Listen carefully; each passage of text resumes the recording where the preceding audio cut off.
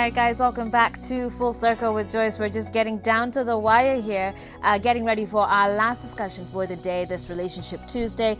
And we want to talk about maintaining a healthy relationship, the do's and the don'ts. This, of course, is a conversation we're continuing from last week, where Curtis, one of the guests in the previous segment, was one of our panelists then, our guests then. But now we have Benjamin Zulu to tackle this with us, and you know he doesn't hold back. So I'm pretty excited for this conversation and just to hear what we talk about today.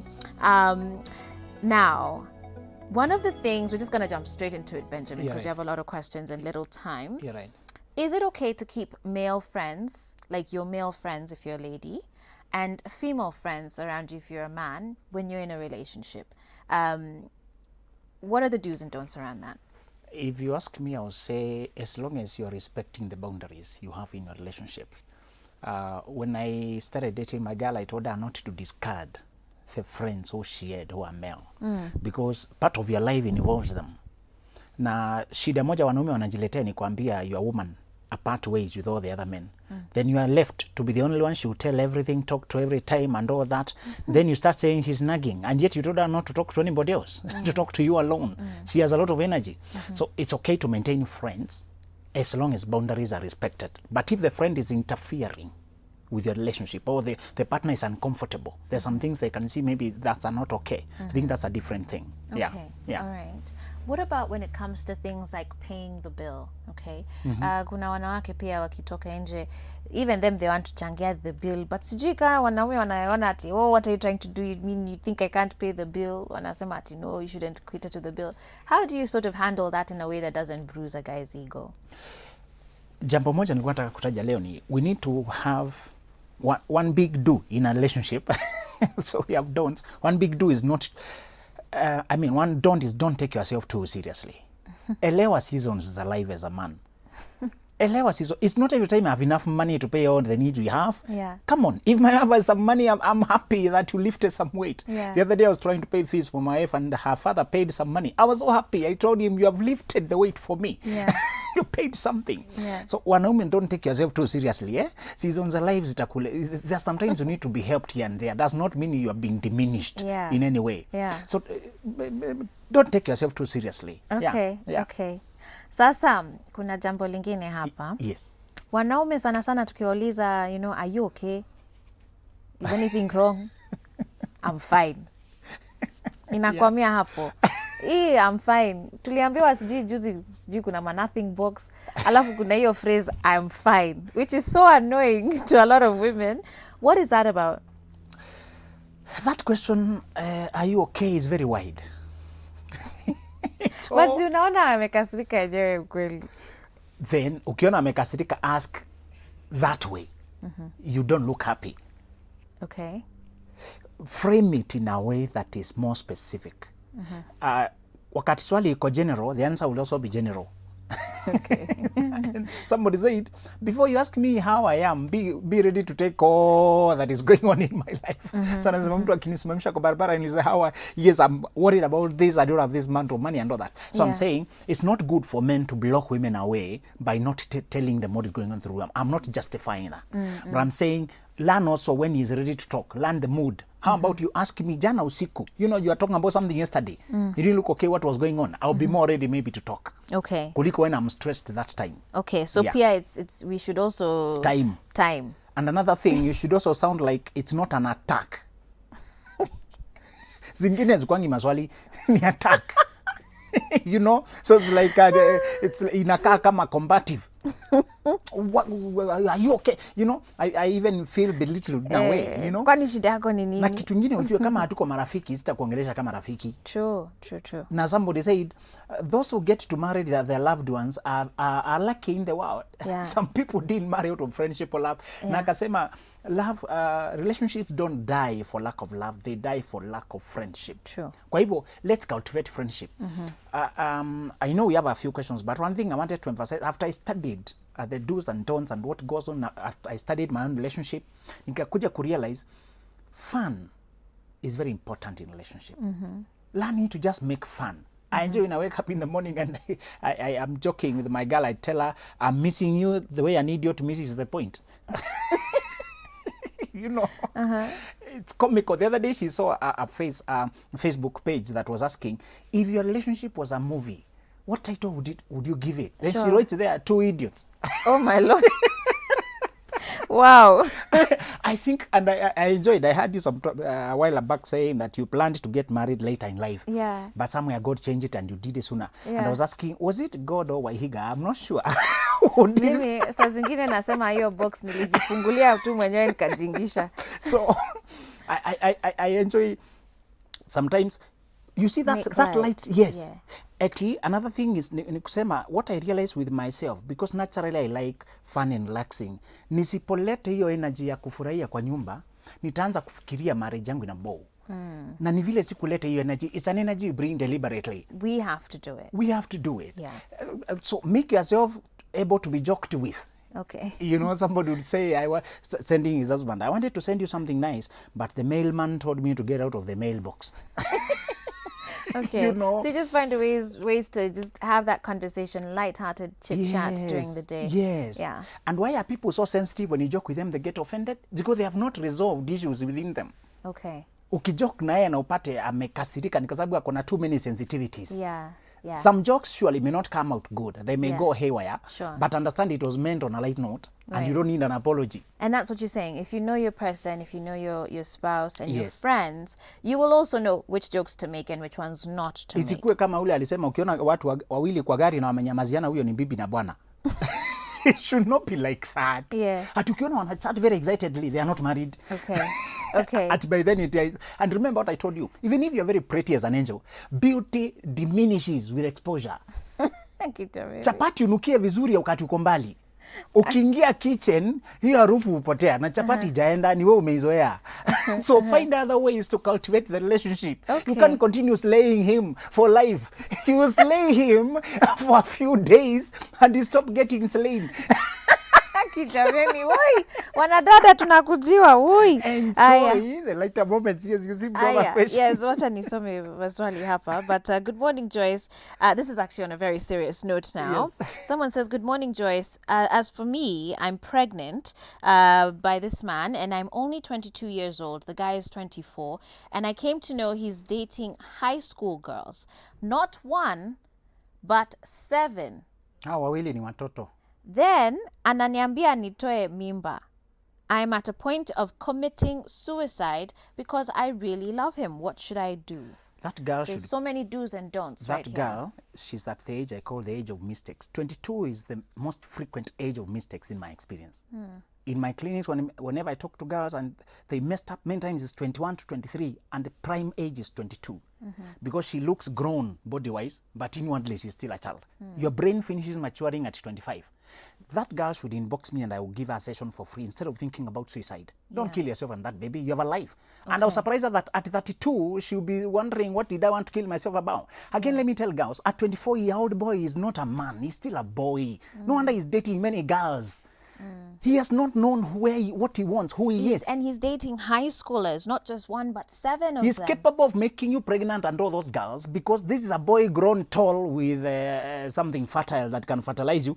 Be very careful. Yeah. He's not a man yet. He doesn't know where he's going. In any case, trying kuambia kijana kama huyo atulie na akuwe na wewe peke yako ni kama kuambia mtoto wa class 3 akae kwa kiti the whole day na asicheze.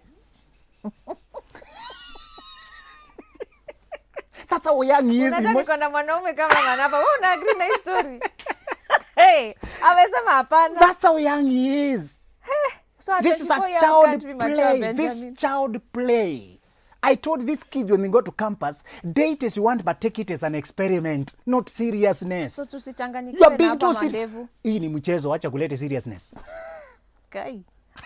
That girl, zulubenjamin@gmail.com. Please don't get lost. That girl. And actually, very seriously, please do not commit suicide over this. Not even worth it. Okay, he's not worth it. That child, God has still given it to you. Okay, so as Benjamin has said, please reach out to him. Your number starts with 0701, ends with 701. Please do reach out for him. He's offered you a free counseling session. Facebook, Zulu Benjamin.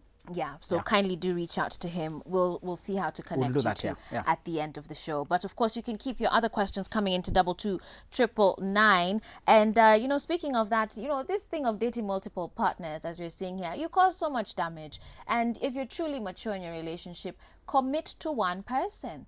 Story ya kuhepa kutoka hapa mpaka kule, jumping all over the place. Because you have not known yourself, and you take dating more as a game or tourism or some sort. But also, Joyce, is a matter of age. Kuna age inafika na unashiba utoto. Mchezo inaacha kuwa accommodated in your life. Saa hii Joyce, ukianza kudate wanaume watano, utatoa happy time. You are so busy with us here in the show. After now, you don't. And I'm married. You can't manage very it. Happy. No, hata tuondoe marriage. Some people still want to do it, but you are too busy, Joyce. I have already. Hata ningekuwa natafuta watu wa kuplay no, you are not a candidate for me. You are too busy. Una time. Benjamin! He can see you on TV. After TV, he knows you're at home. Can't. After time, oh my God. So these kids, they play too much because they have time. Joyce, you are too busy for that game. I can't even. So as you mature, your time can't accommodate that.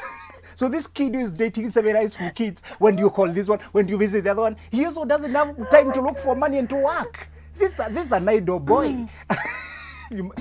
Some things fall out of your life naturally.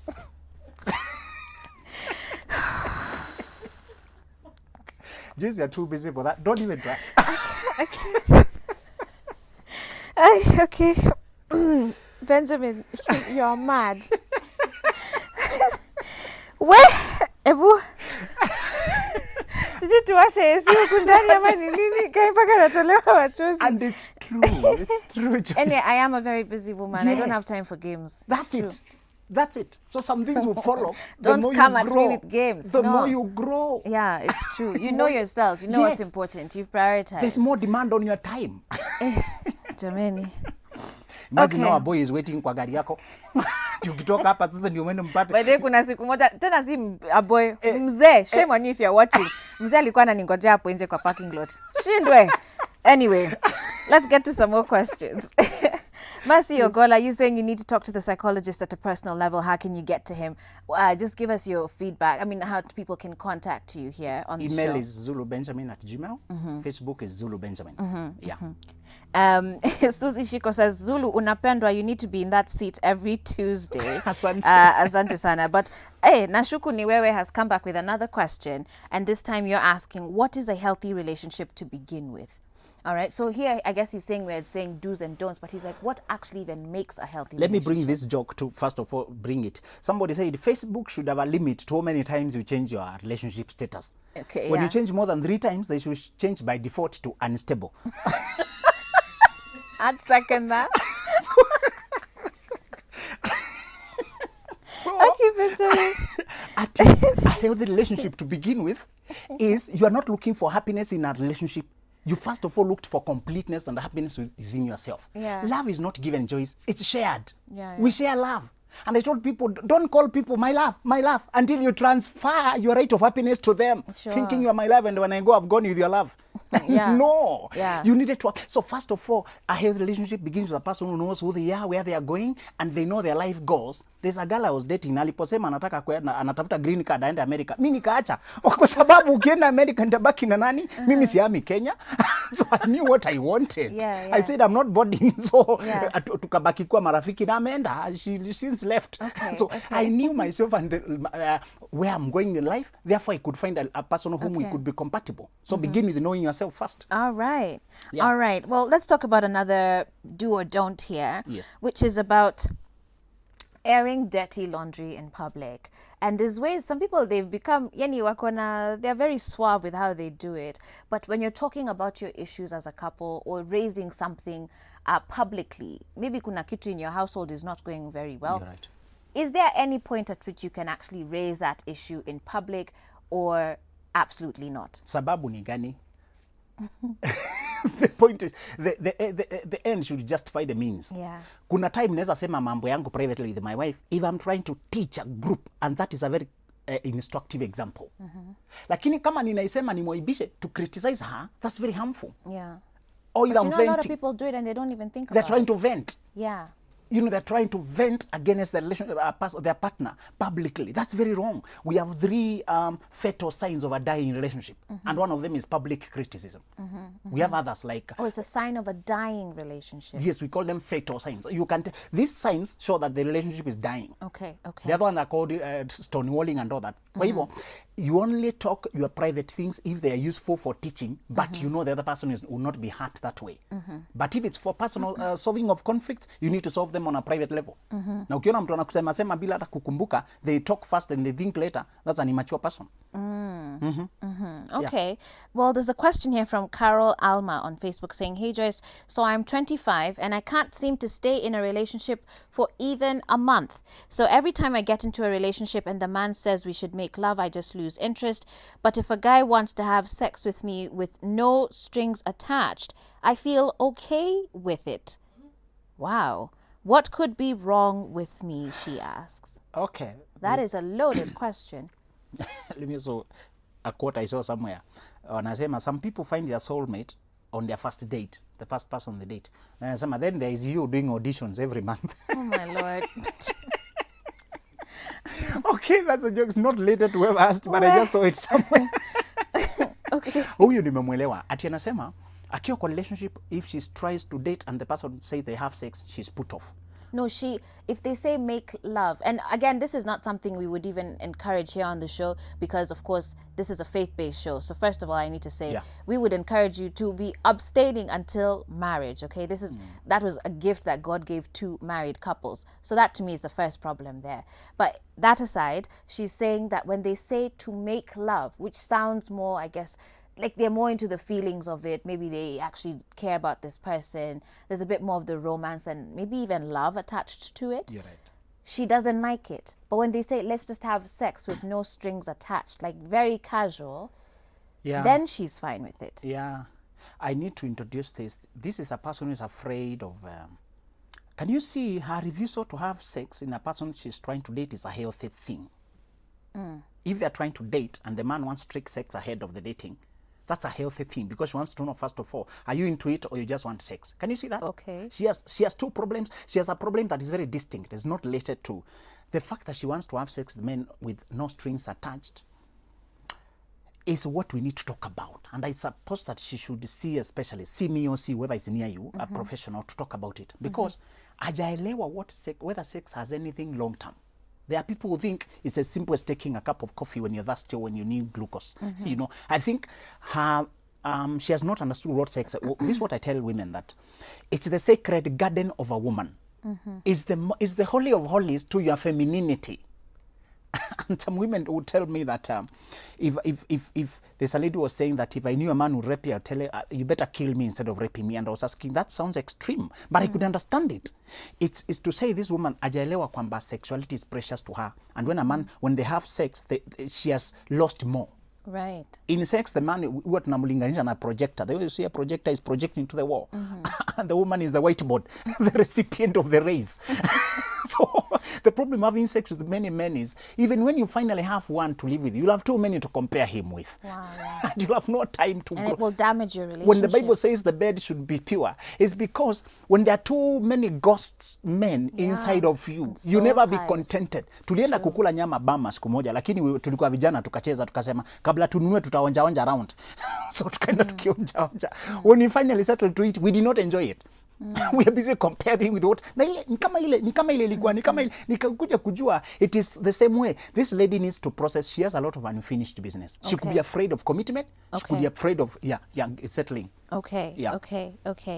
Hey, this is a good talk, someone says here on SMS, and what Zulu has said is wow. As Mweni says here, the discussion iko poa. Kevo from Machakos, you say, I guess you were, just commenting as well, tuning in and appreciating the show as well. We do appreciate you. Benjamin, very quickly as we wrap up, what would be one big do and one big don't as your closing comments? One big do is relationships are like your phone. You can only, they only function when there is connection, when there is network. If there's no connection, all you can do is play games. You know, games don't need internet. So people play games when there's no serious connection. And I say that maintain connection. Okay. Maintain connection. Get to know how the Wi-Fi, really, the password to your partner. And when seasons are changing, get to know how to maintain that connection with them. Okay. Then the don't is do not take for granted. Yeah. Kama mwanaume uzukai ukafikiria ukienda pale nje utakuwa na better one. Right. Even if you transfer to another woman, the same restlessness will go with you. Absolutely. Benjamin, thank you so much again for being here on the show. Nimecheka mpaka I feel like my voice is potaying. But guys, I do appreciate all of your feedback and your comments here on the show. Our time is up. Until tomorrow, we'll be back here for more Full Circle with Joyce from 8 to 10 a.m. Have yourselves a wonderful day. We'll see you soon. God bless. Ciao.